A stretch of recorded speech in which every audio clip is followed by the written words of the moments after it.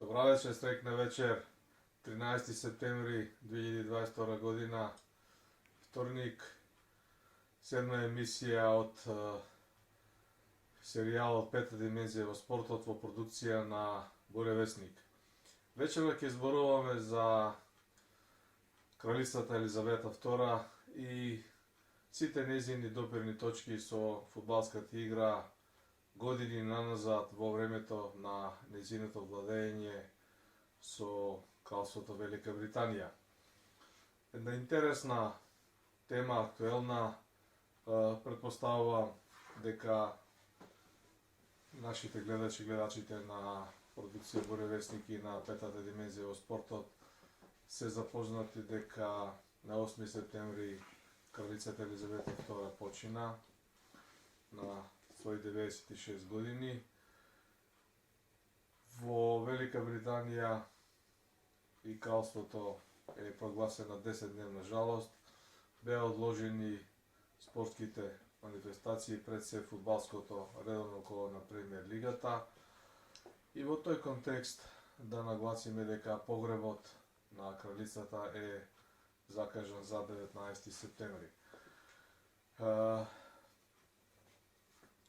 Во однос на сите настани, на сите овие случувања каде што во текот на своето владење со кралството Велика Британија, кралицата имаше допирни точки, имаше своји активности, имаше своји настапи, да кажам, и своји убави моменти поврзани со фудбалската игра.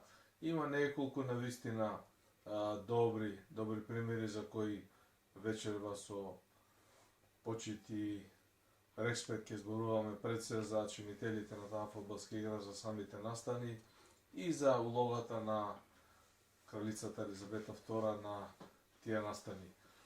Значи, пред да поминеме на главната тема, на сето ова што по моето воведно враќање го најавив на нашите гледачи, мислам дека е добро да се набројат отприлика 3-4 работи кои исто така се карактеристични за ерата, да кажам, на кралицата Елизавета II и кои мислам дека ќе предизвикаат внимание кај спортскиот дел на нашата емисија и кај сите оние гледачи на Буревесник кои ја следат нашата емисија и се вклучуваат со своји коментари, своји видувања, предлози, сугестии, критики и сето тоа што е составен дел на целата оваа наша емисија.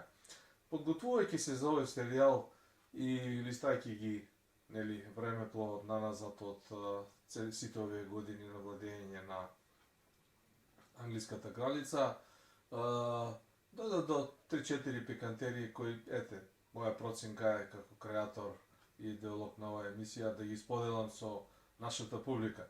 Например, предпоставувам дека можеби не сте знаеле дека со некој закон донесен 1300 и некоја година, 12 ми се чини, кралицата Елизавета II е собственик на целокупниот рибен фонд составен од делфини и китови кои се наоѓаат во британските води.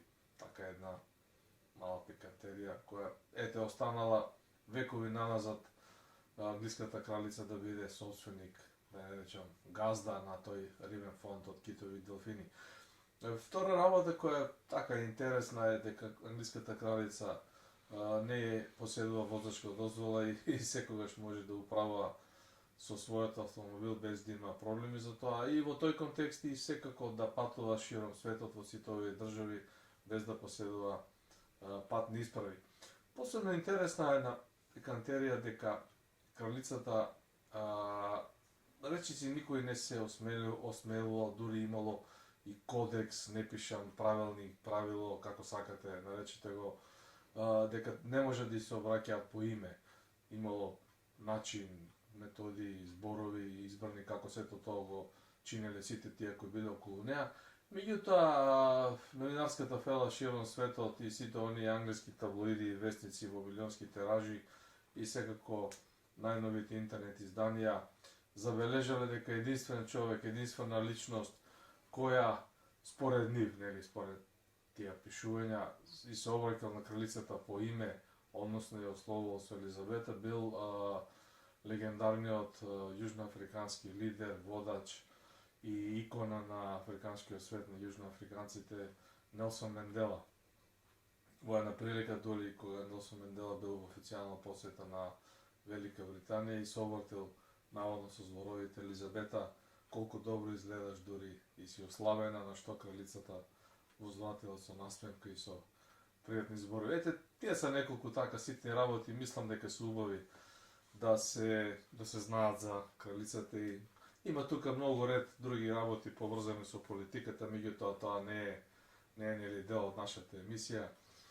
И оно што е уште поинтересно, оној спортски, односно фудбалски дел, каде што кралицата во целиот овој период била активен чинител, се извојуваат неколку настрани. Например, хроничарите, новинарите, хроничари забележале дека првата допирна точка со фудбалот кралицата ја имала во 1953 година, кога присуствувала во живо на финалето на славниот, легендарниот ЕФА куп, односно купот на фудбалската асоциација на Англија, но прекрасно старо преврување со долга традиција. Во таа далечна 1953 година играле Блекпул со Болтон и 4-3 победил Блекпул, а англиската кралица во тие години нели многу помлада и со симпатични своји покрити движења и со самото присуство му дала на значење на овој финален натпревар и го врачила и пехарот на победничкиот тим на Блекпул. Ете, така забележале хроничарите дека таа година е првиот допир, првиот, да кажам, настап на англиската кралица поврзан со фудбалската игра.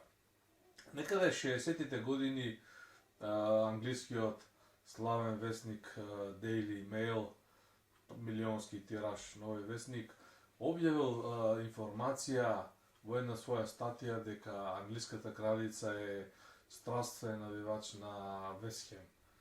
Тоа побудило доста интерес во англиската поширока јавност, посебно кај фудбаломаните, бидејќи и Вест Хем е еден клуб со голема традиција, има огромна армија на своји навивачи и голем дел од нив приоѓале на тој факт така со симпатии или меѓутоа интересно е што оваа информација објавена нели официјално во овие англиските таблоидни весници никогаш не била потврдена од условно кажам на кабинетот од одговорните за пиарот на кралицата, ниту пак уште помалку било демонтирано дека ете англиската кралица не е навивач на Вест Хем.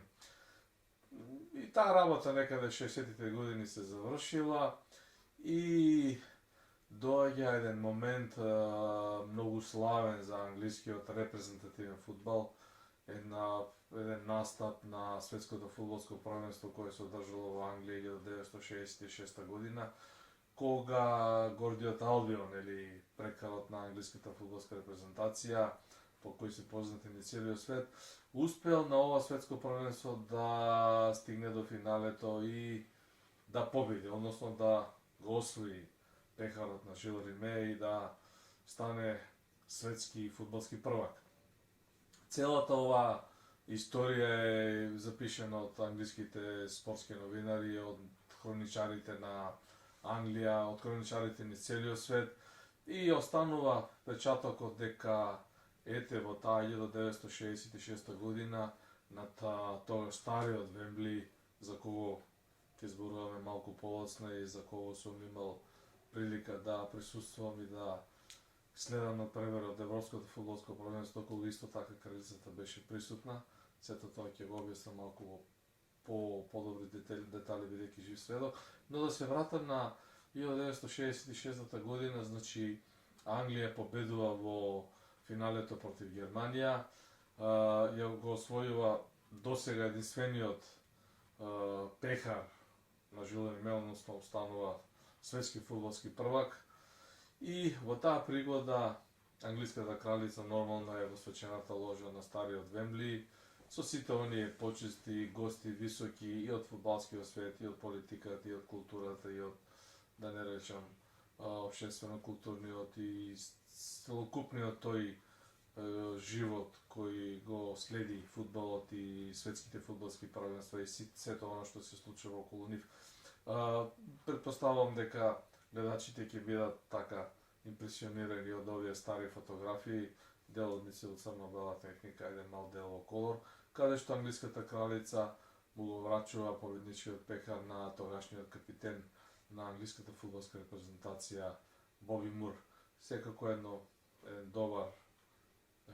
добар пример, добар потек, добар настан, убав настан кој секако се памети и кој нели остава така една шармантна да кажам трага дека секогаш кога ние велиме политиката не треба да има допирни точки со спортот, кога ги гледаме овие настани, едноставно сваќаме дека политиката не може да биде настан на спортот, меѓутоа треба да биде на еден убав, шармантен, елегантен начин, дискретен начин, сето тоа да биде во функција на подигнување на рейтингот на тој спортски настан. Во конкретниот случај зборуваме за светското фудбалско првенство кој се одржа во Англија 1966 година. Во тој контекст кралицата Елизавета II имала доста други настани поврзани со спортот, со фудбалот. Да се вратам наназад на едно пишување исто така дека еден член на лабористичката партија на Англија, Джероми се викаше човекот, дава официјална изјава во англиските таблоиди дека англиската кралица е навивач сега на Арсенал. Значи, има еден период од некаде 30 години после онаа прва изјава дека навива за Вест Хем. И сето тоа е поврзано, англиските вестници го поврзуваат со новиот стадион на Арсенал, нели Емирати стадионот, некаде 2006-2007 година, значи зборуваме за малку поблиска иднина, кога и англиската кралица е веќе така во малку посериозни години, на посериозна возраст. Имаше најава официјална дека таа ќе го отвори овој нов стадион, дека Арсенал е нејзин клуб, дека навива. Меѓутоа, ради известни, според најавите од пиарот нејзиниот, англиската кралица не можела да присуствува на овој настан, ради болки во грбот, го одложува отварањето, стадионот Емирати на Арсенал се отвори, меѓутоа, за да се поправи тој впечаток, за да се оправда таа најава, за да може кралицата да го задржи својот рейтинг и да ја покаже својата сериозност кога се опрашање ваквите настани и давањето изјави од нејзина страна, англиската кралица ја прима во официјална посета целокупната делегација на фудбалскиот клуб Арсенал, некаде 2006-2007 година, кога се отвори новиот стадион.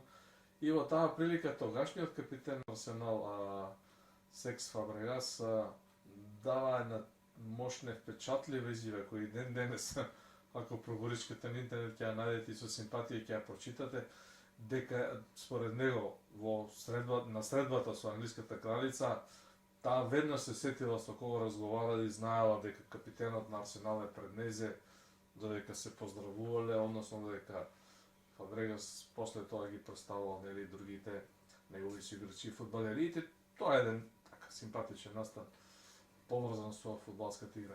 Она на кое јас сум присуствувал и кој искрено сакам така да му става малку повеќе акцент, и ете нели дел е тоа од среќата од мојот животен фудбалски пат, од сите оние патешествија кои сум ги имал низ земјината топка, е Европското фудбалско првенство 1996 година, значи зборуваме за 30 години после светското првенство во кој Англија победи, нели за кое зборува сега пред малку.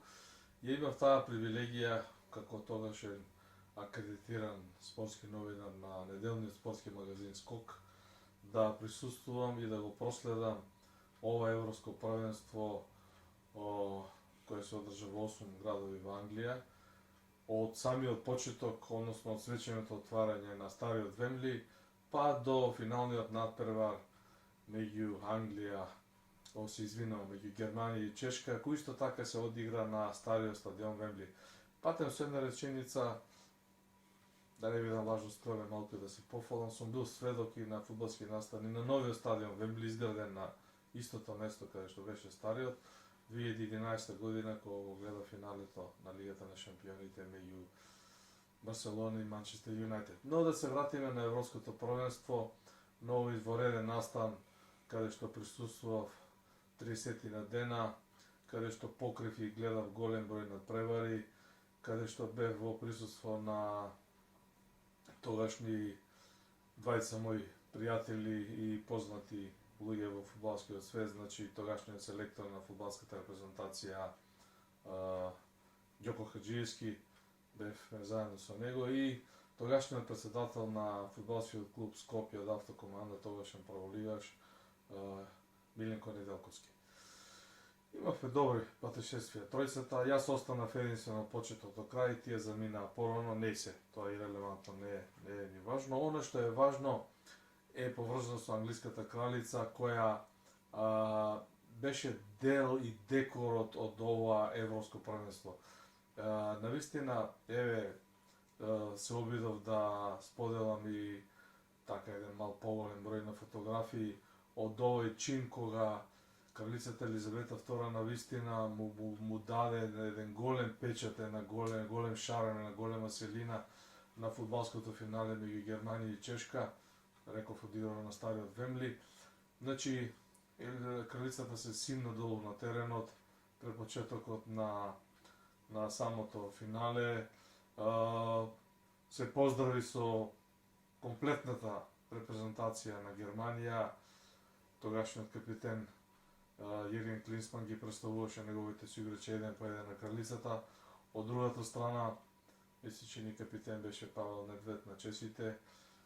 Ќе ги погледнете тие фотографии. Исто така, кралицата се поздрави и посака успех на комплетната чешка репрезентација. Сето тоа јас како акредитиран спортски новинар го следев од новинарската ложа на стариот Вембли, која пак и тоа е некоја срекна околност, се погоди.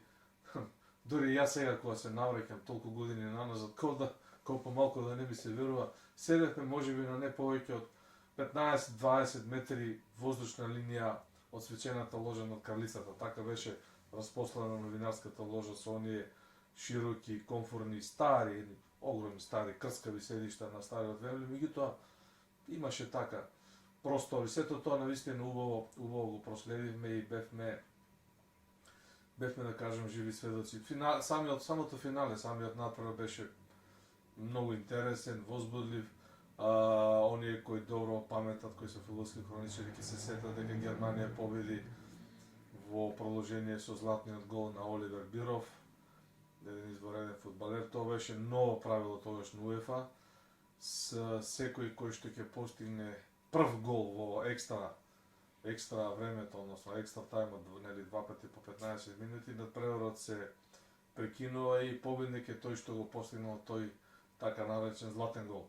Оливер Биров, германскиот репрезентативец, беше и остана запишан во фудбалската антологија како прв фудбалер кој е стрелец на еден таков златен гол, постигнат на прекрасниот стадион Стариот Вембли.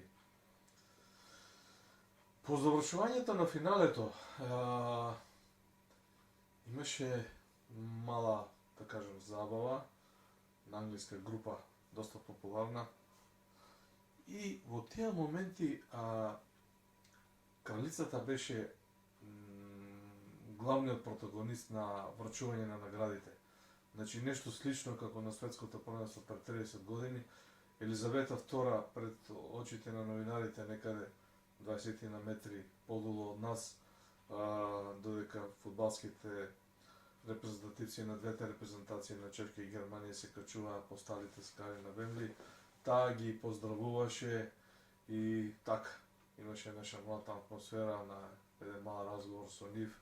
Честитки за победниците, за германците, честитки за она што честите го покажаа во тоа изворедно убаво за гледање финале, еден фудбалски натпревар кој се памети. И овде останува прекрасната слика кога кралицата Елизавета II го врачува пехарот. Мислам дека ќе го видите тоа убави се овие фотографии. Навистина се потрудив да низ тие фотографии да ја пренесам атмосферата на која имав среќа да бидам присутен. Финалето го гледав сам, за жал, пријателите кои ги спомнат пред време си заминал објективни и приватни причини.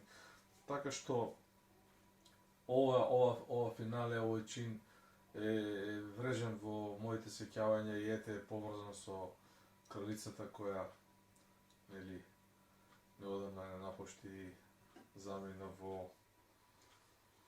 вечноста на славата на сето она што го направила и по која ќе остане, нели, забележана, иако има и други коментари, не би сакал да навлегувам во тоа, различни меридијани на светот, поинако се гледа на овој чин. Не е тоа важно. Сакам да се задржам и на минута две, можеби нешто повеќе на самото ова европско првенство кое, нели, на некој начин има контекст и конекција со овие актуелни случувања.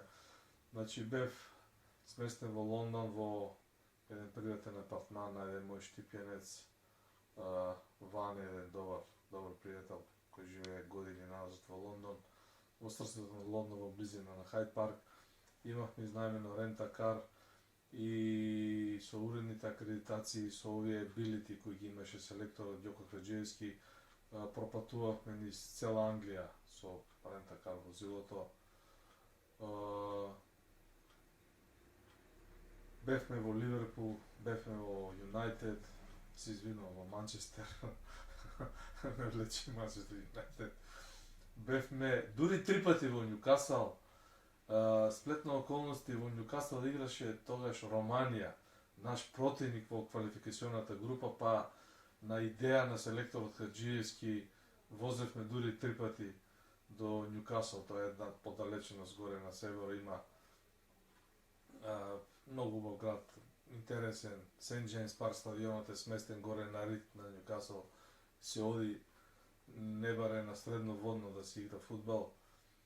Гледавме 3 дури надпревари во Њукасал на романците, бугарите со Стоичков и беше доста интересно. Мислам дека таа анализа на Ѓоко Хаџиевски доста му помогна во наредниот циклус, кога нашата македонска фудбалска репрезентација имаше добри резултати. Посебно интересно беше надпреварот во Манчестер и во Ливерпул, каде што навистина имаше една прекрасна атмосфера. Се сеќавам на надпреварот Германија и Италија, кога Кепке, голманот германски, им одбрани пенал на Конте, сегашниот тренер, тогаш играше. И други, бевме во Лиц, во Нотингем, на Астон Вила стадионот, секаде каде што се играше во тие 8 градови, убаво поминавме. Од тоа европско првенство исто така го паметам на првиот меѓу Шкотска и Англија, извореден натпреварен сосемно дерби на традиционални ривали кој се одигра на стариот Вембли, меѓу славните две кули. Кој патен да кажам за кулите останаа нечепнати, значи стариот Вембли се сруши, се урна, на него се изгради нов супер современ стадион Вембли со исто име, меѓутоа кулите останаа како символ на стариот Вембли и ми се чини дека ги чуваат во некој музеј. Не го проверив тоа, меѓутоа така ми останало сеќавање кога зборуваме за стариот и за новиот Вембли, каде што сум присуствувал и сум известил и од двата стадиони.